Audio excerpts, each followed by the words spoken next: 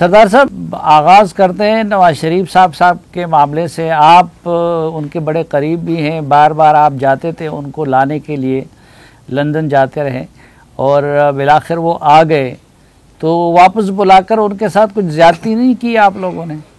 میں سلیم صاحب یہ یقین رکھتا ہوں کہ اللہ تعالیٰ کی ذات نواز شریف صاحب کے اوپر اتنی مہربان ہے، جو ان کے لیے کرتی ہے وہ اچھا کرتی ہے، بہتر کرتی ہے.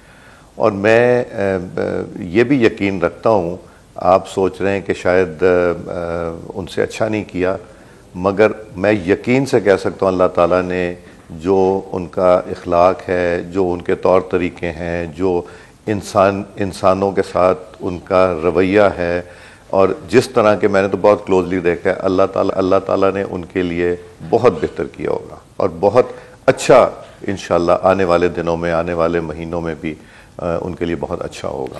لیکن آپ لوگوں نے کہا تھا کہ وہ پرائم منسٹر ہوں گے ہمارے، اور پرائم منسٹر وہ نہیں بن سکے، تو یہ کیا کوئی کسی طرف سے دھوکہ ہوا یا کہ اندازہ غلط تھا؟ کیا وجہ ہوئی؟ یہ تو اللہ تعالیٰ ہی بہتر جانتے ہیں، بٹ ہم سب کی، ہماری جماعت میں جو پرانے لوگ ہیں اور ہمارے جو ووٹر سپورٹر ہیں، ان سب کی یہی خواہش تھی کہ نواز شریف صاحب آ کے وزیر اعظم کے منصب پہ بیٹھیں. ہماری کوشش بھی تھی، دعائیں بھی تھیں ہر طرح سے، اور ہمیں امید بھی بہت تھی. مگر جس طرح کہتے ہیں نا کہ مین پرپوزز گاڈ ڈسپوزز، اللہ تعالیٰ کو یہ منظور نہیں تھا، اور اللہ تعالیٰ نے کچھ ایسا کیا جس میں کہ انہوں نے نہیں مناسب سمجھا. حالانکہ ان کے پاس یہ چوائس ابھی بھی تھی، مگر انہوں نے مناسب نہیں سمجھا کہ یہ وہ اس منصب کو ایکسیپٹ کریں، اور انہوں نے شہباز شریف صاحب کو نامنیٹ کیا وزیر اعظم کے لیے. نہیں، لیکن اشتہارات میں بھی یہ دیا گیا تھا کہ نواز شریف صاحب وزیر اعظم ہوں گے، اور اب نواز شریف صاحب نے شہباز صاحب کو آگے کیا، تو یہ عوام اور اپنے ووٹر اور سپورٹرز کے ساتھ ایک دھوکے کے مترادف نہیں ہے؟ نہیں، دھوکے کا نہیں، چونکہ ہمیں بھی امید تھی، اور ہم جو اپنی امید کا اظہار کرتے تھے وہ ہم اپنی الیکشن کیمپین میں بھی کرتے تھے کہ ہم انشاءاللہ نواز شریف صاحب کو وزیر اعظم دیکھنا چاہتے ہیں 4تھی دفعہ.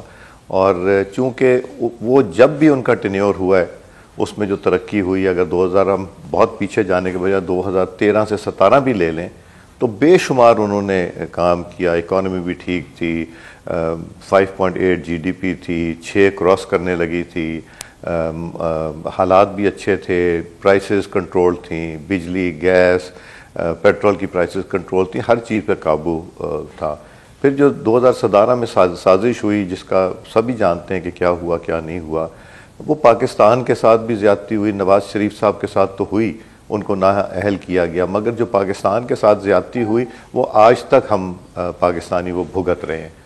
اور اس کے بعد ہم اس طرح سٹیبل نہیں ہو سکے جو 2013 اور 17 کے پیریڈ میں تھے. یہ جو نواز شریف گروپ اور شہباز شریف گروپ کی بات کی جا رہی ہے، یہ کیا معاملہ ہے؟ دیکھیں، جو شہباز شریف صاحب کے ساتھ کام کرتا ہے وہ شہباز شریف گروپ ہوتا ہے، مگر شہباز شریف صاحب خود کس کا گروپ ہیں؟ وہ نواز شریف صاحب کے ہیں. تو جو بھی شہباز صاحب کے ساتھ کام کرتا ہے وہ نواز شریف گروپ ہی ہوتا ہے. ہم سب دیکھیں، ہم شہباز شریف صاحب کے ساتھ بھی کام کرتے ہیں، اور ہم اپنے قائد محترم میاں محمد نواز شریف صاحب کے ساتھ بھی کام کرتے ہیں، مگر شہباز شریف صاحب کے بھی وہی لیڈر ہیں اور ہم سب کے بھی لیڈر ہیں. تو یہ گروپنگ نامی کوئی ایسی چیز نہیں ہے، یہ سب ایک ہی قائد کے سارے ہم فالوورز ہیں. اور جو کچھ ہو رہا ہے اس وقت، جو ہائیبرڈ نظام چل رہا ہے، تو اس پہ نواز شریف صاحب خوش اور مطمئن ہیں؟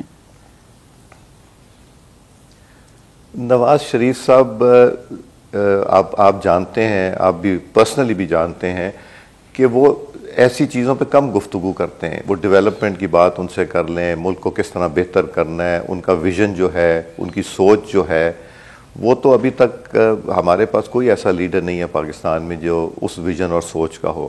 اور میں نے جو سب سے قریب سے 2013 سے 17 میں دیکھا کہ جو ان کے فیصلے ہوتے تھے، کئی دفعہ لوگ اس سے اتفاق نہیں کرتے تھے، مگر ان کے فیصلے ٹھیک نکلتے تھے. اور دوسرے بعد میں کہتے تھے کہ نہیں آپ کا جو ویژن ہے ہم وہاں تک شاید نہیں پہنچ سکے یا ہماری وہاں سوچ نہیں تھی جو آپ نے سوچا. تو یہ تو ہم نے دیکھا ہی ہے. تو وہ ان چیزوں پہ بہت کم کامنٹ کرتے ہیں. وہ یہی چاہتے ہیں کہ کسی طرح ملک مستحکم ہو جائے, پیروں پہ کھڑا ہو جائے, ہر ایک کے ساتھ ایک اچھی ریلیشن شپ ہو, ملک کی خاطر اکٹھا بھی بیٹھنا چاہیے, اکٹھا بیٹھ کے بات چیت بھی کرنی چاہیے اور چیزیں ریزالو کرنی چاہیے. اچھا وہ کچھ چیزوں میں بہت کلیئر ہیں کہ کون ان کا دوست ہے کون نہیں ہے, مگر اظہار وہ بہت احتیاط سے اور محبت ہو کے کرتے ہیں, بلکہ کرتے ہی نہیں کبھی.